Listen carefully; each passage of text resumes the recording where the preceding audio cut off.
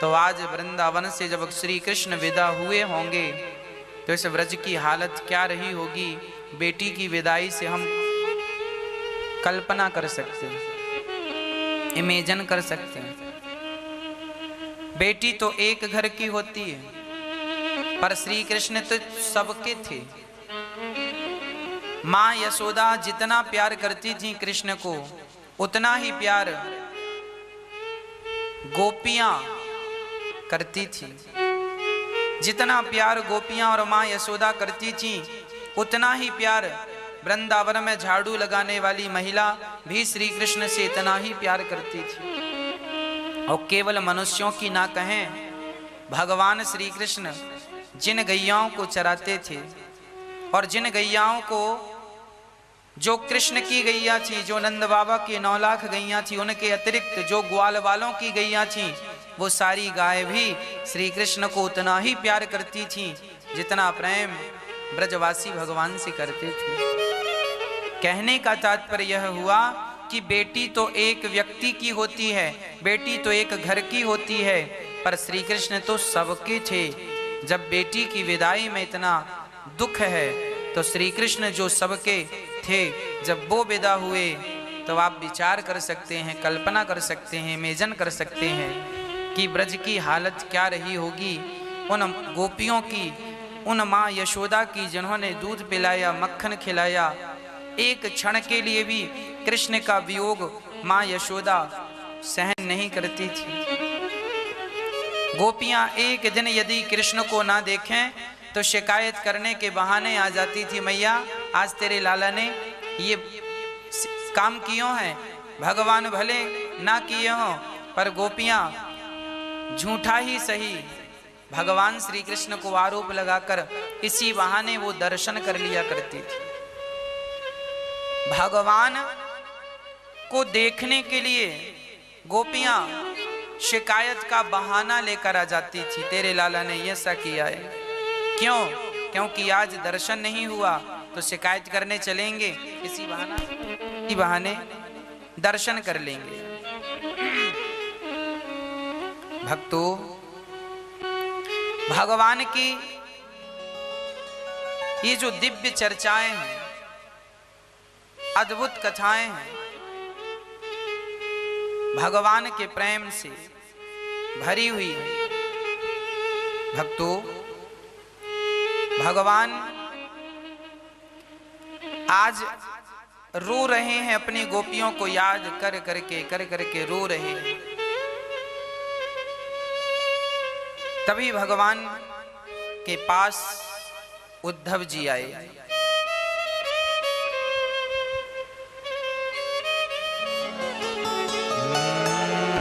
वृषणीनां प्रवरो मंत्री कृष्णस्य दयितः सखा शिष्यो बृहस्पते साक्षात् उद्धवो बुद्धिसत्तमः।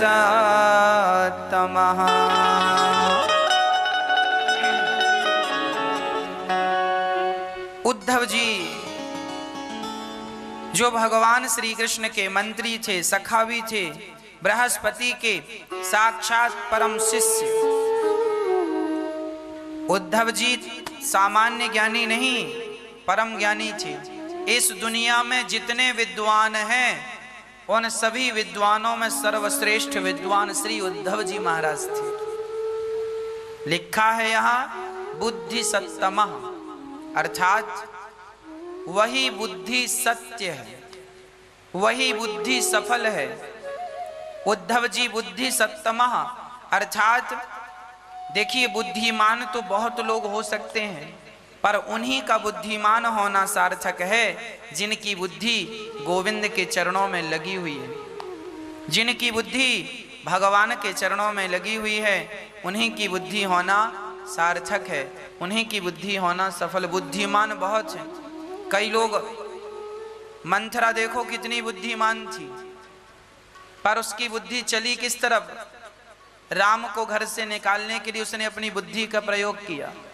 तो बुद्धिमान बहुत लोग होते हैं, कोई अपनी बुद्धि का गलत प्रयोग करते हैं और कोई अपनी बुद्धि का सही प्रयोग करता।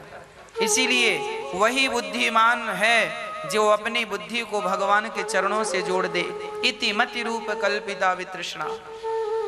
जैसे पितामह भीष्म अपनी निर्मल बुद्धि को भगवान के श्री चरणों में जोड़ रहे हैं, वही बुद्धि सत्तम है, वही बुद्धिमान है। जो लोग संसार में उलझे पड़े हैं, मेरी पत्नी, मेरा पुत्र, मेरा परिवार, मेरा ये, मेरा वो, इन्हें आप बुद्धिमान ना समझिएगा। ये मूर्खतापूर्ण व्यवहार कर रहे हैं। सामने वाला व्यक्ति अहंकार कर रहा है तो आप देखकर क्या कहेंगे? यह मूर्खतापूर्ण व्यवहार है, यह बिल्कुल मूर्ख आदमी है। अहंकार आप किस बात का करेंगे? क्यों कर रहे हैं? क्या है इस धरती में आपका? ये जरूर याद रखिएगा कि भगवान की मर्जी के बिना पत्ता नहीं हिलता। इसीलिए उनकी मर्जी में आप अपनी मर्जी मिलाएं और भगवत चिंतन करते हुए अपना जीवन यापन करें।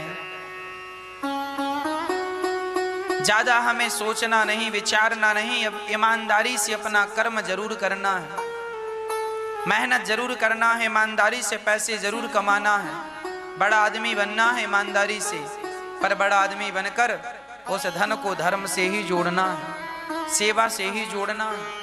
इस भाव से रहेंगे, चलेंगे तो जीवन में सफलताएं ही सफलताएं रहेंगी। प्रिय भक्तों, हर प्रकार से अपनी बुद्धि को भगवान से जोड़ दो, वही बुद्धिमान है। वो लोग मूर्ख हैं जो संसार को अपना कर मान रहे हैं, हाय हाय कर रहे हैं। उद्धव जी भगवान श्री कृष्ण के पास आते हैं। भगवान की आंखों में आज अश्रु थे, रो रहे थे। उद्धव जी ने कहा, प्रभु आप रो रहे हैं, क्या कारण है? भगवान बोले, उद्धव मोही ब्रज बिसरत नाय, मैंने लाख कोशिश की पर मुझे ब्रज बिसरता नहीं। भगवान की आंखों में आंसू हैं, भगवान भी रोते हैं। जब भक्त रोता है ना तो भगवान भी रोते हैं। भगवान अपनी मर्जी से, आपको क्या लगा? महाभारत की एक छोटी सी बात मैं आपको सुनाऊं।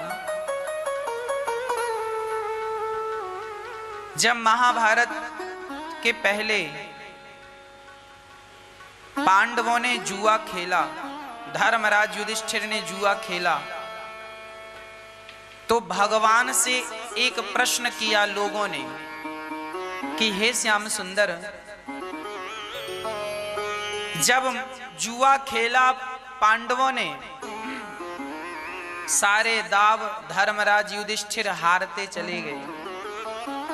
आखिरी में एक दाव लगाया गया था, उस दाव में द्रौपदी लगाई गई थी। यदि ये दाव जीत जाते तो उनकी सारी संपत्ति जो हार चुके थे वो सब वापस मिल जाता। द्रौपदी की भी इज्जत भरी सभा में ना लुटने की स्थिति बनती। तो किसी ने भगवान से पूछा कि क्या आखिरी दाव, पांडव तो आपके भक्त थे, तो क्या आखिरी दाव आप उनके पक्ष में नहीं डाल सकते थे? अरे शकुनी मामा ने पांसा फेंका, पर भगवान तो भगवान हैं, भगवान क्या नहीं कर सकते। आप लोग भी जब कोई खेल खेलते हैं ना तो भगवान से प्रार्थना करते हैं, हे भगवान मैं जीत जाऊं, मैं जीत जाऊं, है ना? तो जबकि भगवान श्री कृष्ण तो पांडवों के इतने करीब थे, पांडव तो भगवान के परम भक्त भी थे, हम लोग तो कुछ भी नहीं है, पांडव तो बड़े खास थे। तो क्या भगवान पांडवों की रक्षा नहीं कर सकते थे? अरे आखिरी सारे दाव हार गए हैं, राज सिंहासन भी धर्मराज युधिष्ठिर हार गए हैं, यहाँ तक कि अपने आप को दाव पर लगाकर वो भी बाजी हार चुके हैं। अब एक बाजी यदि जीत जाएंगे पांडव तो सब कुछ हाथ में ज्यों का त्यों आ जाएगा। तो क्या ये बाजी भगवान से किसी ने पूछा, प्रभु आपने पांडवों को आखिरी बाजी जिता दी होती तो फिर आपको द्रौपदी की साड़ी बढ़ाने के लिए भी ना जाना पड़ता, सारी समस्याएं ही खत्म हो जाती। तो आपने अपने भक्त की रक्षा क्यों नहीं की? ये प्रश्न खड़ा हो सकता है कि हे श्याम सुंदर, आपने पांडवों की रक्षा क्यों नहीं की? क्यों नहीं आपने आखिरी दाव पांडवों के पक्ष में डाला? क्यों नहीं? ये बात जब उद्धव ने भगवान से पूछी, उद्धव जी ने या किसी ने भी पूछी, तो भगवान रोने लगे। भगवान ने कहा, क्या बताऊं, मैं तो चाहता था कि मैं पांडवों की रक्षा करने जाऊं, पर पांडवों ने मुझे बुलाया ही नहीं। अरे भाई, दुर्योधन ने अपने पासे शकुनी मामा से फिकवाए, तो क्या धर्मराज युधिष्ठिर ये नहीं कह सकते थे कि हमारे साथ भी कृष्ण रहेंगे? विडंबना तब हुई जब जुआ खेलते समय पांडव भगवान को भूल गए। जुआ खेलते समय पांडव भगवान को भूल गए। यदि धर्मराज युधिष्ठिर कहते कि कन्हैया आप आओ, शकुनी पासा फेंक रहा है कौरवों की पक्ष से, तो मैं मेरी पक्ष से पासा कन्हैया फेंकेंगे, और जरा बताओ श्री कृष्ण यदि पासा फेंकते तो क्या जुआ पांडव हारते? क्या चाल चलती? शकुनी की धृष्टता चलती? नहीं। पर विडंबना यही तो है कि जब व्यक्ति मुझे भूल जाता है तो वह दुखों के गड्ढे में जाकर गिर जाता है। भगवान बोले, धर्मराज युधिष्ठिर ने जुआ जब खेला तो उन्होंने ऐसे जुआ खेला चुपके से, उनको ये लग रहा था कि कृष्ण को पता ना चल जाए। उस सभा में मुझे बुलाया नहीं गया। जब बुलाया नहीं गया तो मैं तो बाहर हाथ बांधे खड़ा रहा कि कोई तो मुझे बुलाए, कोई तो मुझे बुलाए, पर किसी ने नहीं बुलाया। जब द्रौपदी की साड़ी खींचने लगी तब उसने बुलाया नहीं, उसने तो पहले अपने पति को बुलाया, अर्जुन बचाओ, फिर पितामह भीष्म को बुलाया, फिर युधिष्ठिर को बुलाया, फिर भी मैं खड़ा रहा। और जैसे ही मुझे द्रौपदी ने आवाज लगाई, द्रौपदी के मुख से निकला है कृष्ण, तो कृष्ण का अभी पूरा कृष्ण नहीं निकला, केवल कृष्ण, केवल क्र, आधा एक अक्षर निकला। कृष्ण शब्द पूरा नहीं निकला, केवल का शब्द निकला। तो श्री कृष्ण तो दौड़कर आए और बहन की साड़ी बढ़ाने लगे। भगवान बोले, मैं क्या बताऊं, जानत हूं अस स्वामी बिसारी, तो फिर ही ते काहे न हो ही दुखारी। अरे भगवान को कोई भूल जाए तो उसे दुख नहीं उठाना पड़ेगा। इसीलिए मैं आपसे कहा करता हूं कि सदा भगवान को याद रखो। हे नाथ, मैं आपको कभी भूलूं नहीं। और सच्ची बताऊं, यदि उस समय पांडव भगवान को याद रखते तो जुआ खेलते ही नहीं। हम भगवान को जब भूल जाते हैं तब हमारे अंदर कलयुग सवार हो जाता है, हमारी बुद्धि भ्रष्ट हो जाती है और हम गलत कदम उठा लेते हैं। कब? जब भगवान को हम भूल जाते हैं। इसीलिए कहता हूं, थोड़ी देर के लिए भी घर में आप अपने घर का दरवाजा 24 घंटे बंद रखो, पर 5 मिनट के लिए दरवाजा खुला छूट जाए तो उस 5 मिनट में भी घर में नुकसान होने की संभावना हो सकती है कि नहीं? हाँ या ना? आपने 24 घंटे में लगभग 24 घंटे दरवाजा बंद रखा, पर धोखे से 5 मिनट के लिए दरवाजा खुला रहा। इसी में कुत्ता घुस गया, इसी में चोर घुस गए, इसी में कुछ भी हो सकता। हाँ या ना? बस आपने 24 घंटे भगवान का चिंतन किया, पर थोड़ी देर के लिए भूल गए। जितनी देर के लिए भूले इतने में ही तो पाप प्रवेश कर गए। इसीलिए कहा करता हूं अहरनिश भगवत चिंतन चलता रहे, एक क्षण के लिए मैं भूलूं नहीं। हे नाथ मैं आपको कभी भूलूं नहीं, हे नाथ मैं आपको कभी भूलूं नहीं। भगवान भी भक्त के लिए रोते हैं। भगवान भी हाथ बांधे खड़े थे, पांडव बुलाएं मैं जाऊं पर बुलाया ही नहीं। आज जब गोपियां रोईं, सारा ब्रज रोया, तो कृष्ण ने उद्धव जी से कहा जाओ मेरा प्रेम भरा संदेश गोपियों को सुनाओ। कहा घनश्याम ने उद्धव से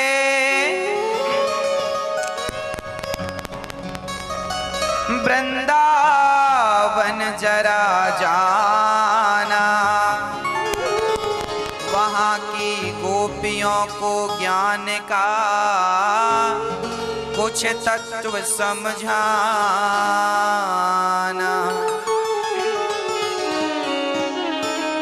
विरह की वेदना में वे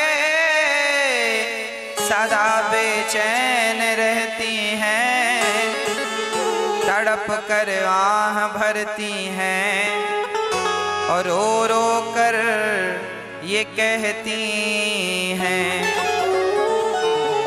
गोपियां कहती हैं है प्रेम जगत में सार और कुछ सार नहीं, मन कर ले प्रभु से प्यार और कुछ सार नहीं। उद्धव जी से भगवान ने कहा जाओ मेरी गोपियों को जाकर के जरा समझाओ, वो रोया ना करें। चालू है, जाओ जाकर के देखो कि ये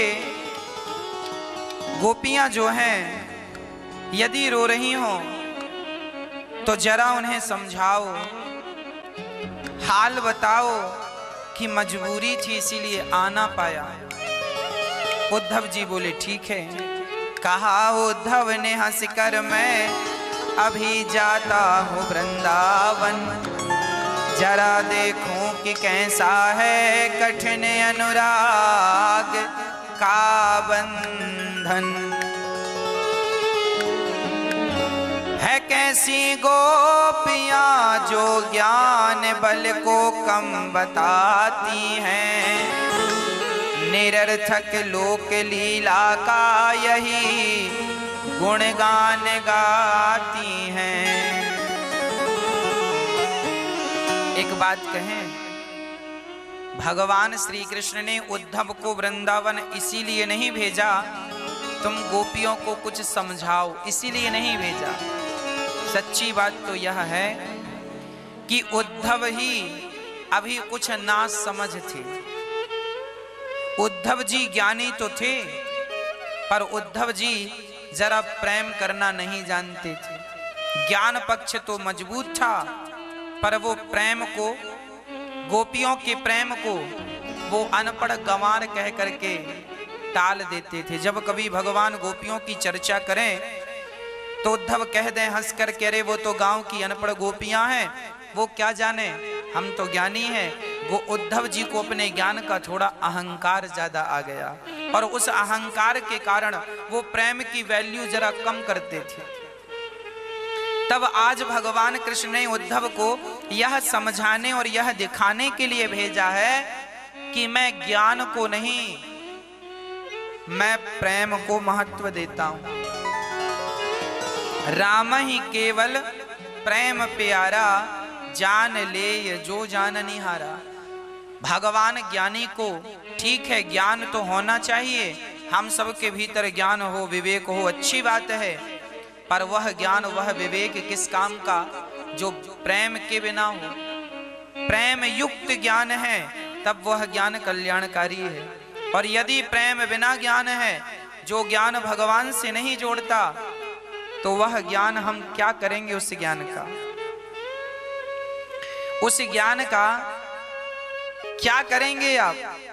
विद्या विवादाय धनम मदाय शक्ति परेशान परिपीडनाय खलस्य साधो विपरीतमेतत् ज्ञानस्य ज्ञानाय दानाय च रक्षणाय। शास्त्र कहते हैं विद्या विवादाय, यदि आपका ज्ञान भगवान से नहीं जुड़ा, आपका ज्ञान भगवान के प्रेम से नहीं जुड़ा, तो आज ज्ञानी यदि आप हो गए तो आजकल थोड़ा सा ज्ञान प्राप्त कर लेने के बाद ना लोग विवाद करते हैं, वाद विवाद। अरे तुम कुछ नहीं जानते, हम ज्यादा जानते हैं। आजकल आप ट्रेन में जरा यात्रा करें तो सामने की सीट में जो दो लोग बैठे हैं उनको आप सुने ध्यान से, वो क्या कहते हैं? अरे हम जानते हैं यहाँ ऐसा होना चाहिए, यहाँ ऐसा होना चाहिए। वो कहता ना साहब ऐसे नहीं, ऐसे होना चाहिए, ये बात ऐसी नहीं ऐसी है। वो अपने आप को ज्ञानी ठहरा रहा है और सामने वाला अपने आप को ज्ञानी ठहरा रहा है। इसी चक्कर में थोड़ी सी तू मैं भी हो जाती है। कर रहे थे यात्रा, झगड़ा करने लगे, तो क्या ज्ञान आपको झगड़ा कराने वाला बनाएगा? ज्ञान क्या आपकी शांति को भंग करने वाला है? ना, जो ज्ञान भगवान के प्रेम से नहीं जुड़ा वो ज्ञान व्यक्ति को बोझ बन करके उसे परेशान करता, वह ज्ञान विवाद का कारण बन जाता है। इसीलिए वही व्यक्ति, वही ज्ञानी सफल ज्ञानी है जो नैष्कर्म्यप्यच्युत भाव वर्जितम न शोभते ज्ञान मलम निरंजनम। वह ज्ञान किसी काम का नहीं जो भक्ति की चाशनी में डूबा ना हो। इसीलिए ज्ञान होना आवश्यक है, पर वो ज्ञान भक्ति के साथ हो, भगवत प्रेम के साथ हो, तब उस ज्ञान का कोई अर्थ है। ज्ञान केवल झगड़ा करने के लिए नहीं है कि मैं ज्ञानी हूं तो मैं आपसे विवाद करूं। कई लोग ना ज्ञान प्राप्त कर लेते हैं ना तो एटीट्यूड में चलते हैं, वो किसी से बात नहीं करते, उनको लगता है ये तो मूर्ख लोग हैं, क्या मूर्खों के मुंह लगना। वो अपने आप को इतना ज्ञानी समझ लेते हैं कि उनकी नजर में सब मूर्ख समझ में आते हैं। ये ज्ञान की परिभाषा नहीं है। विद्या ददाति विनयम, विद्या हमें नम्र बनाती है। वही विद्या सफल है जो हमें अपने से बड़ों के चरणों में झुकना सिखाए, जो हमें झुकना सिखाए, वही विद्या सफल विद्या है। जो विद्वान झुकता ही नहीं, बबूल का पेड़ कभी नहीं झुकता, जबकि आम का पेड़ झुक जाता है। जो फलों से भरा हुआ है वही तो झुकेगा, जो कांटों से भरा है भला वो क्यों झुकने को। तो जो संस्कार और सज्जनता से भरा होगा वह तो झुकना जानेगा, पर जो कांटों जैसे बबूल से अर्थात दुष्टता से भरा होगा भला वो क्यों झुकेगा। झुकता वही है जिसमें जान होती है, अकड़ खास मुर्दे की पहचान होती है। यदि गलत आदमी के पास धन आ जाए तो धनम मदाय, वह धन उसे अहंकारी बना देता है। आपने देखा होगा कुछ लोगों के पास धन आता है तो वो धन प्राप्त करके दान पुण्य करने लग जाते हैं, अपना धन सार्थक बनाने के लिए सदुपयोग करते हैं, धन को सही जगह खर्च करते हैं। किसी बेटी का विवाह करा देते हैं फ्री में, किसी का सहयोग कर देते हैं, किसी भूखे को रोटी की व्यवस्था करा देते हैं, किसी के सिर पे छत की सेवा कर देते हैं। और कुछ लोगों के पास धन आ जाए तो वो दूसरों की छत और उड़ाने लगते हैं अपने धन के प्रभाव से। इसीलिए कहा करता हूं कि जब आपको धन मिले तो धन को सीधा धर्म से जोड़िएगा, नहीं तो वह धन अहंकार। रावण के पास धन था, वह दूसरों को सताता था उस धन के प्रभाव से, परिणाम सब जानते हैं। किसी के पास बहुत शक्ति हो, बलवान हो, तो वो दूसरों को सताने लगता, परेशान करता, पावर दिखाता। खल दुष्ट आदमी साधुओं को परेशान करते हैं। इसीलिए ज्ञान सही व्यक्ति के पास होगा तो वो ज्ञान का सदुपयोग करेगा, गलत व्यक्ति के पास ज्ञान होगा तो वह ज्ञान का दुरुपयोग कर डालेगा। इसीलिए गुरु द्रोणाचार्य ने एकलव्य से अंगूठा की मांग की। गुरु द्रोणाचार्य ने यह नहीं कहा कि तुम अपना अंगूठा काट के हमें दे दो। अब यहां प्रश्न ये खड़ा हुआ कि गुरु द्रोणाचार्य जी ने एकलव्य से अंगूठा क्यों मांगा? इसके पीछे का बहुत बड़ा रहस्य है। जानना चाहते हैं तो जानो। गुरु द्रोणाचार्य जी के पास एकलव्य आया था कि हमें भी आप शिक्षा प्रदान कीजिए। गुरु द्रोणाचार्य जी ने मना कर दिया, बोले आप योग्य नहीं हैं। चला गया। एकलव्य ने गुरु द्रोणाचार्य जी की मूर्ति बनाई मिट्टी की, और जहां गुरु द्रोणाचार्य जी सिखाते थे अर्जुन को, तो छिप छिप करके वो सारी बातें सुनता था। और कैसे गुरु द्रोणाचार्य जी अर्जुन को सिखाते वो सब सीखने लगा। और पीछे पर्दे के पीछे रहकर वह इतना बड़ा धनुर्धर बन गया कि अर्जुन भी उनके सामने तुच्छ है। इतना बड़ा धनुर्धर बना। एक दिन कुत्ता भौंका तो उसने ऐसा बाण मारा कि सारा बाण उस कुत्ते के मुंह में समा गए, पर कुत्ते को खरोंच तक नहीं आई। और वह कुत्ता दौड़कर जब गुरु द्रोणाचार्य जी के पास आया तो गुरु द्रोणाचार्य जी समझ गए कि ये बहुत बड़े धनुर्धर की धनुर्विद्या है। ये कोई सामान्य धनुर्धर ऐसे कुत्ते के मुंह में बाण नहीं। सारे बाण, कुत्ते का मुंह बंद हो गया, मतलब बोलना, मुंह फटा का फटा रह गया, और ढेर सारे बाण उसके मुंह में घुसे, पर कुत्ते को इतनी सी खरोंच नहीं आई। ये अब आप कुत्ते के मुंह में बाण मारें तो वो घायल हो जाए, मर जाए, पर इतना बड़ा धनुर्धर एकलव्य, आंच नहीं आई कुत्ते को। गुरु द्रोणाचार्य समझ गए कि ये कोई बहुत बड़ा धनुर्धर है। अब गुरु द्रोणाचार्य जी को चिंता होने लगी कि भाई इतना बड़ा धनुर्धर कौन है। जाकर देखा तो एकलव्य खड़े। एकलव्य ने गुरु द्रोणाचार्य को प्रणाम किया। गुरुजी प्रणाम। गुरु द्रोणाचार्य जी ने कहा, बेटा तुम कौन हो? गुरुजी मेरा नाम एकलव्य है।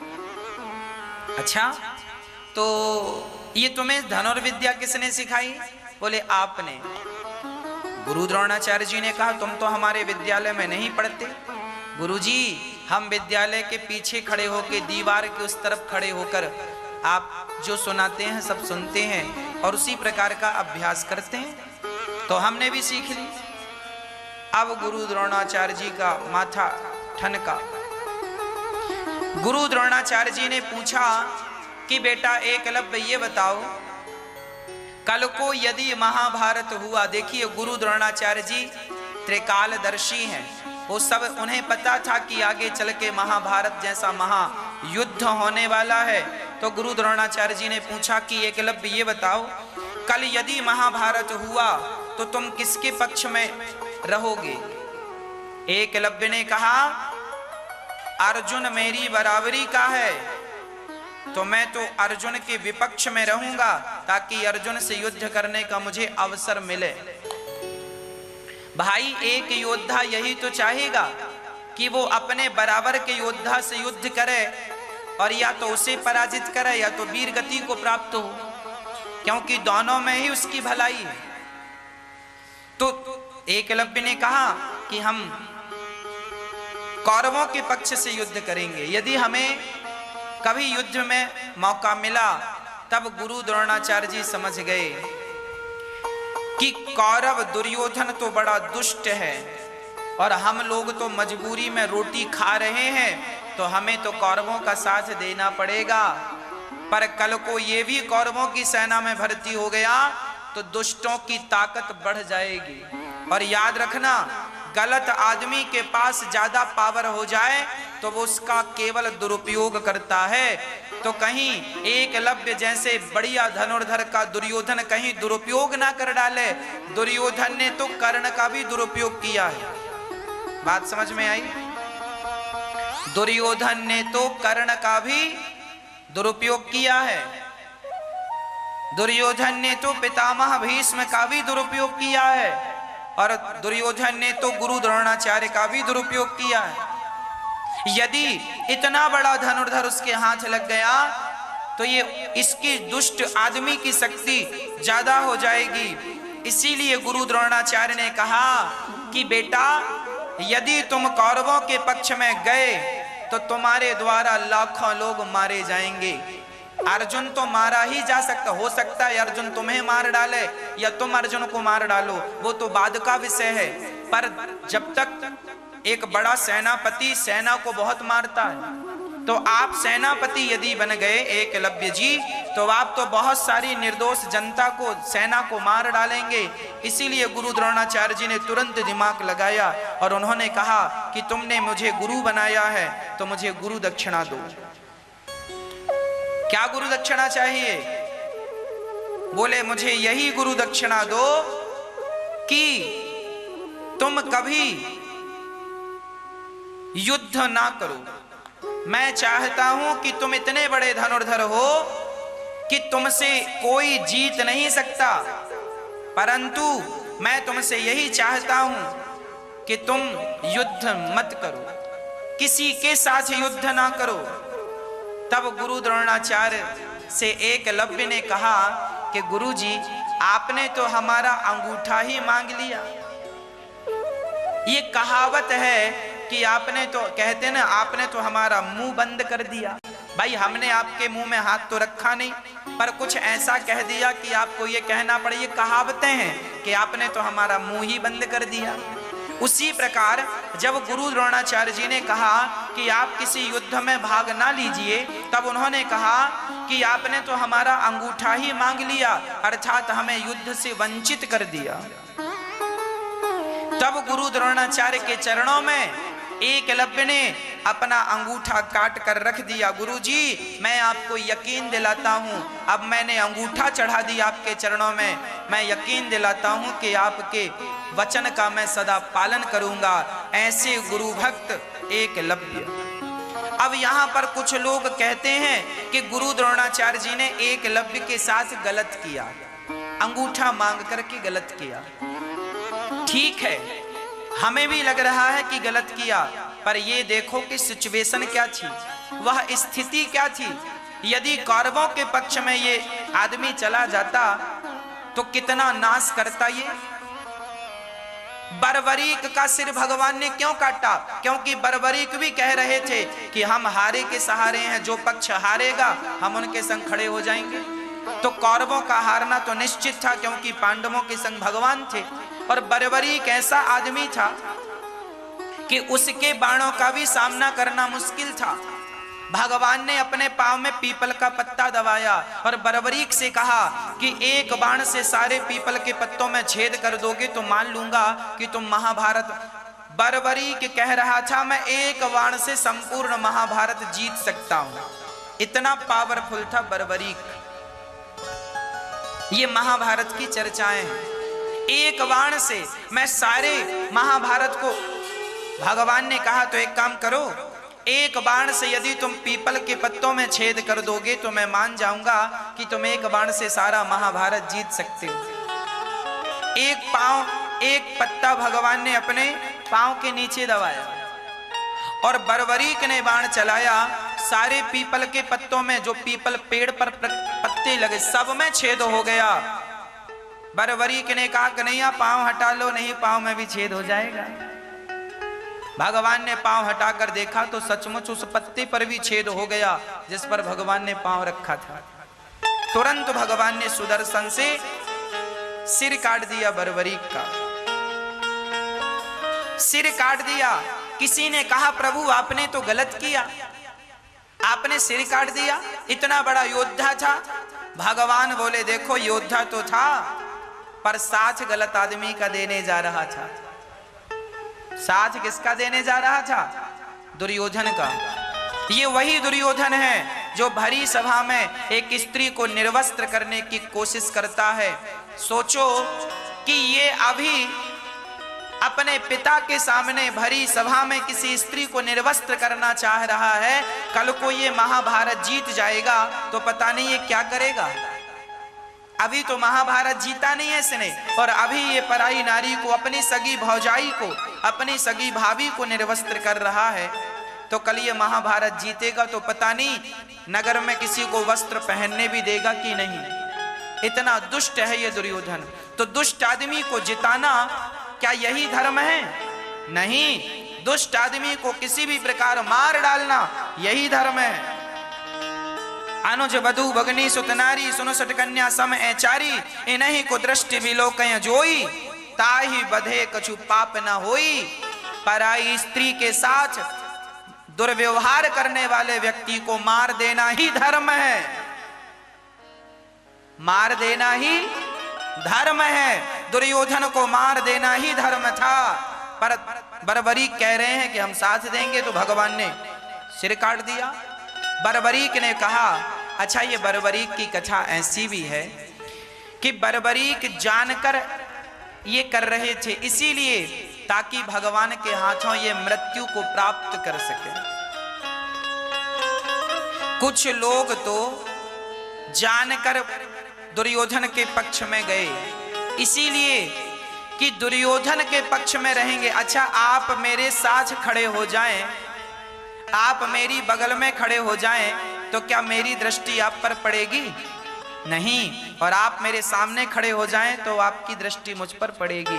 उसी तरह कुछ भक्त ऐसे थे जो जानकर दुर्योधन के पक्ष में गए, इसीलिए गए कि दुर्योधन के पक्ष में रहेंगे तो सामने कृष्ण रहेंगे, इनके ऊपर नजर पड़ती रहेगी और भगवान का दर्शन होता रहेगा। और भगवान के बगल में जाकर खड़े हो गए तो दर्शन दुर्योधन का होगा।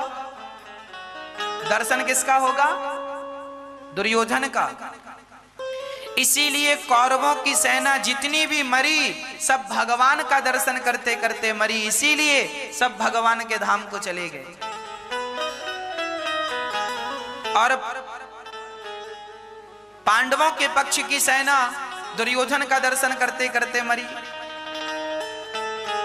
तो भगवान का दर्शन करते करते मरने के लिए बर्बरीक का सिर काटा और बाद में उन्हें एक पहाड़ पर उनका सिर रखा और कहा कि तुम महाभारत देखो।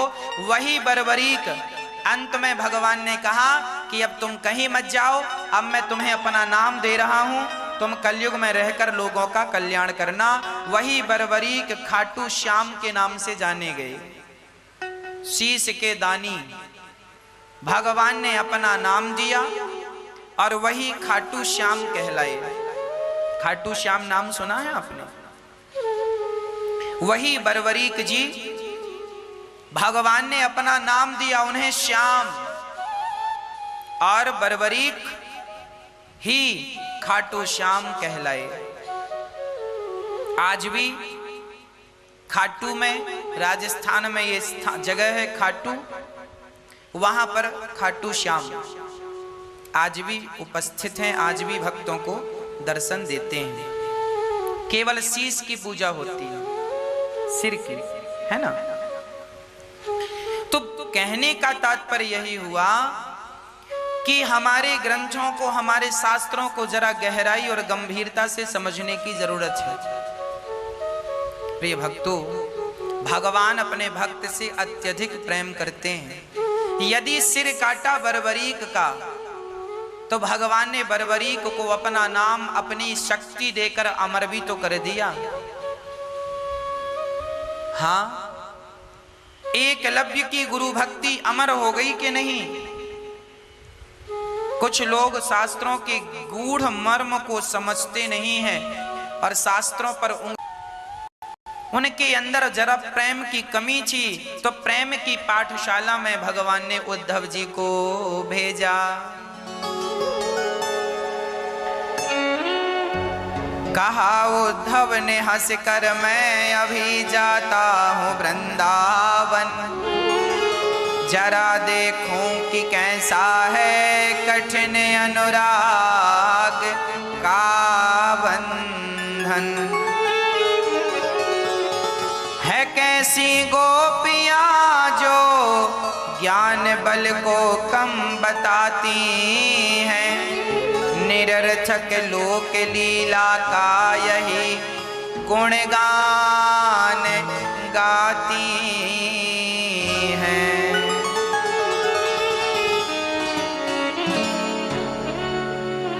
उद्धव उद्धव जी जब वृंदावन आए, उलझ कर वस्त्र में कांटे लगे उद्धव को समझाने, तुम्हारा ज्ञान पर्दा फाड़ देंगे प्रेम दीवाने। उद्धव जी का दुपट्टा कांटों में उलझ गया, सुलझाने लगे तो दुपट्टा फट गया। उद्धव ने कहा, वृंदावन के कांटों, क्या बिगाड़ा था हमने तुम्हारा? तुमने हमारा इतना कीमती दुपट्टा फाड़ दिया। कांटों से आवाज आई, ये प्रेम की नगरी है, जरा संभल कर अपने कदम रखना, हमने तो दुपट्टा फाड़ा है। आगे गोपियां, ये तुम्हारा जो ज्ञान का पहाड़ा है ना, कहीं ये ना फट जाए, जरा संभाल के रखना। उद्धव जी चले, मां यशोदा का दर्शन हुआ। मां यशोदा से रात भर चर्चा करते रहे श्री कृष्ण की। रात बीत गई, मां यशोदा ने कहा, क्या कृष्ण हमसे नाराज हो गए हैं? क्या कन्हैया नाराज हो गया? मैंने उखल से बांधा, क्या इसीलिए वो छोड़कर चला गया?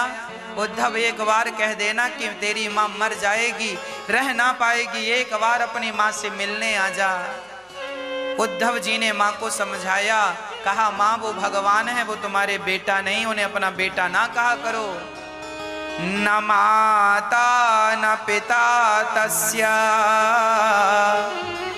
न भार्या न सुतादयः, नात्मीयो न परश्चापि, न देहो जन्म एव च। मां वह किसी के पुत्र नहीं है, वह भगवान है सबके, उनके कोई माता नहीं, कोई पिता नहीं, वो भगवान है, सबके पिता है।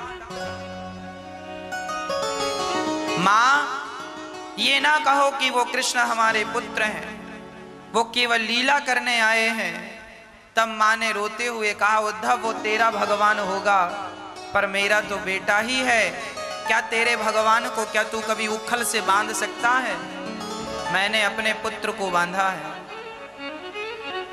अच्छा, आपने बांधा है उखल से? हाँ, तेरे लिए ब्रह्म होगा, परमात्मा, पर मेरे लिए वो मेरा बेटा।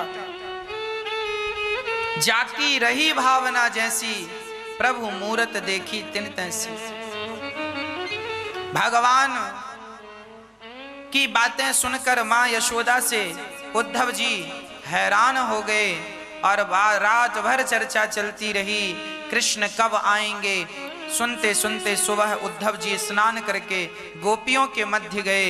वहां पर श्री गोपियां विराजमान थीं और गोपियों के मध्य श्री राधिका रानी विराजमान थी। श्री राधा रानी श्री किशोरी जी विराजमान थी। उद्धव जी ने देखा कि सारी सखियां दीवार में एक चित्र बना रही हैं, पेंटिंग बना रही हैं। आंखें बड़ी सुंदर हैं, गाल बड़े सुंदर हैं, अधर बड़े सुंदर हैं, ग्रीवा बड़ी सुंदर है, गला और हृदय और कमर बड़ी सुंदर है, पर चरण किसी भी तस्वीर, हजारों तस्वीरें थी वहां, हर दीवार में कृष्ण का चित्र था। जैसे आप वृंदावन में देखते हैं ना, हर दीवार में आपको कृष्ण का चित्र नजर आ जाता है। ऐसे गोपियों ने चित्र बना रखा था सब जगह कृष्ण का। उद्धव ने कहा गोपियों से, ये चित्र किसका है? बोले यही तो हमारे प्राण प्यारे हैं, मनमोहन हैं। अरे ये कृष्ण है क्या? बोले हाँ। अरे गोपियों, यदि ये कृष्ण है तो इनके चरण क्यों नहीं बनाए? क्या कृष्ण बिना पांव के हैं? उद्धव, गोपियों ने कहा उद्धव, जिस कृष्ण के पांव थे वो तो हमें छोड़कर चला गया। अब तो हम तस्वीर के भरोसे जिंदा हैं। कहीं हमने भी तस्वीर के पांव बना दिए और ये तस्वीर भी हमें छोड़कर चली गई ना, तो उद्धव हम बेमौत मारी जाएंगी। हम तो उसी दिन मर गई थी जब कृष्ण छोड़ कर गए। जिंदा हैं तो केवल इस तस्वीर के भरोसे अब जिंदा है, इस विश्वास के साथ जिंदा है कि वो कह कर गया था 2 दिन में आऊंगा, अभी तक उसके 2 दिन नहीं हुए। सखी रोने लगी, कहा था 2 दिन में आ जाऊंगा। अच्छा, भगवान ने जब कहा था 2 दिन में आ जाऊंगा तो आए क्यों नहीं, और जब आना नहीं था तो फिर कहा क्यों? इसके पीछे भी एक बहुत बड़ा कारण है।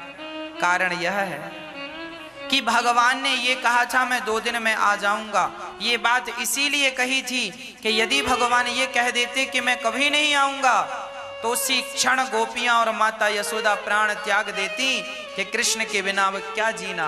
2 दिन बाद आऊंगा, कम से कम इस इंतजार के भरोसे गोपियां जिंदा तो रहेंगी, इसीलिए कह दिया 2 दिन बाद आऊंगा।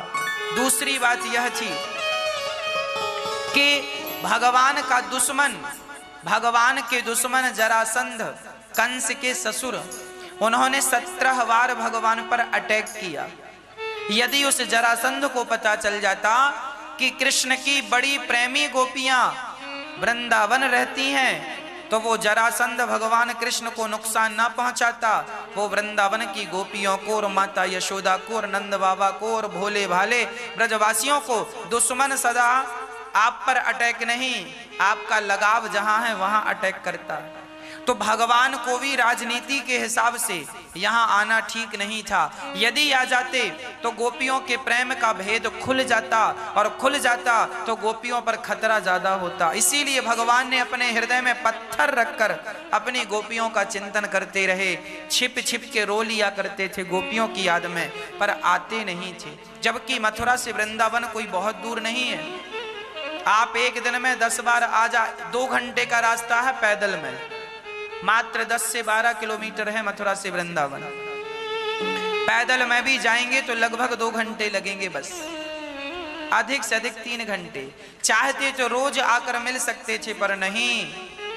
प्रेम का नाम स्वार्थ नहीं है, प्रेम का नाम है त्याग।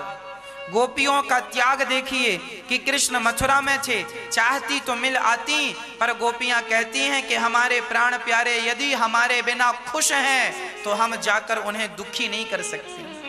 वो जैसे खुश हैं उनकी खुशी में हम अपनी खुशी रखती हैं।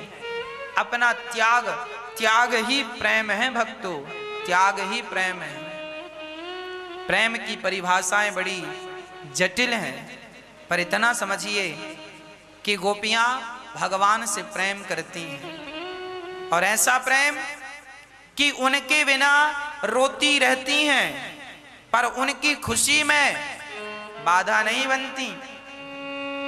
आप किसी से बहुत प्यार करें और वो आपसे 10-12 किलोमीटर दूर हो तो क्या आप उसके लिए रोने बैठेंगे? तुरंत जाकर मिलाएंगे, सुनो साहब हम तुमसे प्यार करते हैं और तुम्हारे बिना रह नहीं सकते, चलो हम तुम्हें भगा करके ले चलते हैं। आजकल तो जो लोग प्यार करते हैं ना, वो ऐसी वाला प्यार करते हैं। लड़की को प्यार हुआ लड़का से, लड़के को प्यार हुआ लड़की से, वो प्यार हुआ तो वो भगा के ले जाते हैं। इसका नाम प्यार नहीं है साहब। क्या गोपियां जाकर अपना अधिकार नहीं जमा सकती थी? कृष्ण हम आ गई मथुरा। अच्छा, गोपियां वृंदावन से मथुरा चली जाती तो क्या भगवान उन्हें भगा देते वहां से? ना, पर गोपियां गई नहीं। अपने प्रेमी के प्रसन्नता में अपनी प्रसन्नता ही प्रेम है। एक एहसास के भरोसे जिंदगी गुजार देना, ये प्रेम है। आजकल के लड़का लड़की प्रेम की परिभाषा ही नहीं जानते। उनको लगता है लड़की को लेके भाग जाना ही प्रेम है, लड़के को लेके भाग जाना। एक लड़की मेरे पास आई, बोली महाराज मैं फलाने लड़के से प्यार करती हूँ। मैंने कहा तो हमें क्यों बता रही हो? बोले महाराज जी मैं इस लड़के से प्यार इतना करती हूँ, विवाह करना चाहती हूँ। मैंने कहा वो लड़का क्या करता है? बोले उसने अपनी माता पिता सबको छोड़ दिया है मेरे लिए। उसकी माँ तैयार नहीं थी, उसके पिता तैयार नहीं थे, तो मेरे लिए उसने अपनी माँ, अपना पिता, अपना घर द्वार सब छोड़ दिया। सोचो महाराज जी वो मेरे से कितना प्यार करता है। मैंने देखो लड़कियों को ऐसे ही लगता है, ये उल्टा सोचती हैं। इनको लगता है कि उसने अपनी माँ छोड़ दी, पिता छोड़ दी हमारे लिए, हमसे कितना प्यार करता है। अरे जब वो अपनी माँ का सगाना हुआ, जिसने पेट में रखा 9 महीने तक, जिसने अपनी छाती का दूध पिलाया, जब ये अपनी माँ का सगाना हुआ तो मेरी प्यारी बहन क्या ये तेरा सगा होगा? पर आप उल्टा सोचते हैं। आपको लगता प्यार करता है? क्या करें, अब आपकी सोच ही ऐसी है। जो अपनी मां का ना हुआ, अपने पिता का ना हुआ, वो तुम्हारा और हमारा होगा। इसीलिए जीवन में प्रेम की परिभाषा, मधुरिमा कंठ में ना होती तो कंठ विष बन गया होता, वेदना हृदय को ना छलती तो हृदय पाषाण बन गया होता, और वासना यदि प्रेम को ना छलती तो प्रेम वरदान बन गया होता, और याचना भक्त में ना होती तो भक्त भगवान बन गया होता। याचना भक्त में ना होती तो भक्त भगवान बन गया होता। और वासना जानते हैं ना, वासना यदि प्रेम को ना छलती, आज जिसे भी आप देखो तो वो प्रेम नहीं है, उस प्रेम के पीछे एक वासना छिपी होती है हर व्यक्ति की। कोई इसे माने ना माने, पर हर व्यक्ति की एक वासना होती है, एक इच्छा होती है। उस इच्छा के कारण व्यक्ति किसी से अटैच होता। हाँ, इसीलिए कहा करता हूं, आज के जमाने में सही गलत का ज्ञान, आपके भीतर सही निर्णय लेने की क्षमता आपके बच्चों के अंदर और आपके अंदर होनी आवश्यक है। सही समय पर सही निर्णय नहीं लिया गया तो जीवन भर रोने के सिवा कुछ भी हाथ लगने वाला नहीं। प्रेम एक त्याग है, गोपियां त्याग करती हैं। एक सखी रोने लगी, कहा था 2 दिन बाद आऊंगा, अभी तक तो आया नहीं। जब ये भाव कहा तब वहां भगवान भौरा बनकर के प्रकट हो गए, और भगवान अपनी गोपियों को स्पर्श करने लगे भौरा बनकर के। इसे भांवर गीत कहते हैं। गोपियां श्री राधा रानी के चरणों में जाके वो भौरा जब गुंजार करने लगा, तब गोपियों ने कहा, मधुप की तव बंधो मां स्पृशांघ्रिं सपत्न्या, कुछ विलुलित माला कुंकुमश्मश्रुभिर्नः, वह तो मधुपतिस्तन मानिनीनां प्रसादम, यदु सदसि विडम्यं यस्य दूतस्त्वमेदृक्।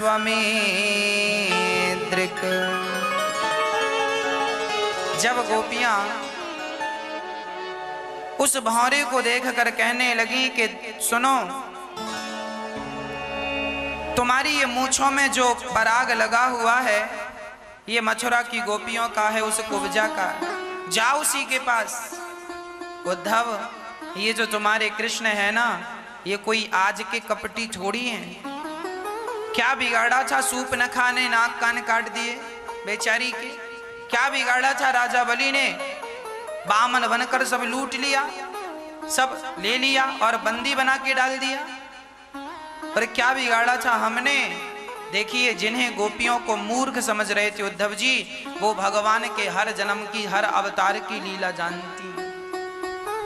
गोपियां प्रेम में, याद रखना, जिसका जो अधिक प्रेम करता है ना, वो अपने प्रेमी को प्रेम भरी गालियां भी देने का अधिकारी होता है।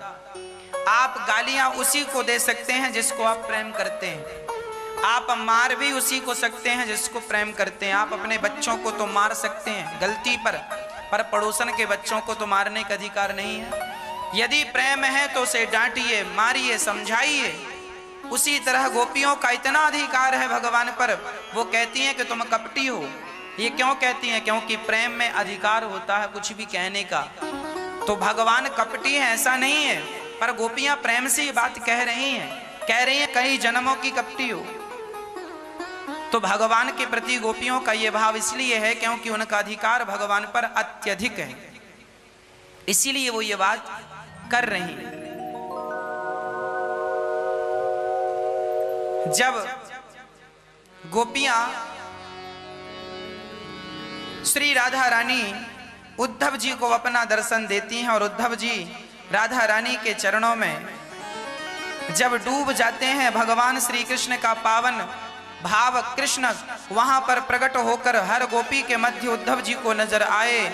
और जब प्रेम में डूब गए उद्धव जी, सारा ज्ञान समाप्त हो गया। बोले अब ज्ञान का क्या करेंगे, हम तो गोपियों के चरण धूल में स्नान करते रहें। यहाँ कृष्ण नजर आए, हर गोपी के संग एक कृष्ण नजर आए। एक पल के लिए कृष्ण का तो गोपियों से वियोग था ही नहीं, केवल उद्धव को प्रेम की पाठशाला में भेजा था कि शायद इनको प्रेम समझ में आ जाए और इनके माध्यम से हम जैसे पतित लोग हैं हमें भी प्रेम समझ में आ जाए। तब उद्धव जी कहते हैं, राधा रानी के चरणों की रज, गोपियों के चरणों की रज मस्तक पे रखते हैं, कहते हैं गोपियों आप ही धन्य हो जो भगवान से इतना प्रेम करती हो। हम तो ज्ञानी होकर अहंकार करते फिर रहे थे, आज पता चला कि आप ही सफल हैं जो भगवान के लिए आंसू बहा रही हैं। भगवान के जन्म जन्म की लीलाओं को आप जानती हैं और फिर भी ध्यान से आपका काम नहीं चल रहा। आप तो प्रत्यक्ष कृष्ण को अपने पास बिठाने की ताकत, प्रेम में इतनी शक्ति है। ज्ञानी तो आंख बंद करके भगवान का ध्यान करता और ध्यान में ही मस्त रहता है, पर प्रेमी में इतनी ताकत है कि वो बगल में भगवान को बिठा लेता प्रेम के बल पर। उद्धव तो ध्यान ही करते आए आज तक, पर गोपियों ने प्रेम के बल पर भगवान को ऐसा दर्शन कराया। उद्धव जैसे ज्ञानियों को भी गोपियों के प्रेम ने दर्शन करा दिया, आंख खुल गई। आशा महो चरण रेणु जो श्याम हम श्याम, वृंदावने किमपि गुल में लतौषधीना। कहा हे श्याम सुंदर, हे किशोरी जू, ऐसी कृपा करो कि हम वृंदावनम की लता औषधि है ना, छोटी छोटी झाड़ियां बन करके रह जाएं, ताकि हम यहाँ पर जड़ी बूटी ही बन जाऊं, ताकि यहाँ पर भक्तों की चरण रज उड़ उड़ के जब मेरे मस्तक पर लगेगी तो मैं भी धन्य धन्य हो जाऊंगा। ये वृंदावन में जो वृक्ष है ना, इन्हें कोई सामान्य वृक्ष समझने की गलती ना करना। पता नहीं कौन सा वृक्ष उद्धव जी हो। उद्धव जी कहीं गए नहीं, उद्धव जी ब्रज में रह गए लता पता बन करके। ये जो लता पता है वृंदावन की ब्रज 84 कोस की, ये सब साधु जन है, संत जन है, पेड़ पौधा बन करके भगवान का चिंतन कर रहे हैं, भगवान के ध्यान में मग्न है। इन्हें सामान्य समझने की गलती बिल्कुल ना करना। वृंदावन के वृक्ष को मर्म न जाने को, डाल डाल और पात पात में राधे राधे होय।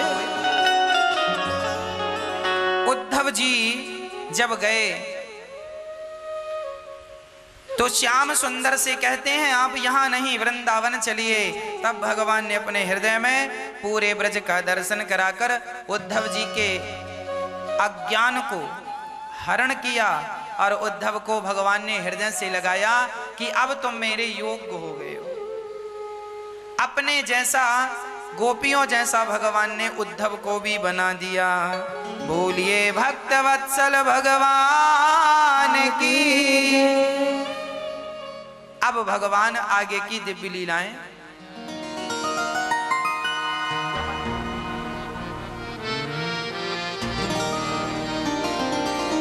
भगवान का विवाह माता रुक्मिणी से संपन्न हुआ। कल आपने सुना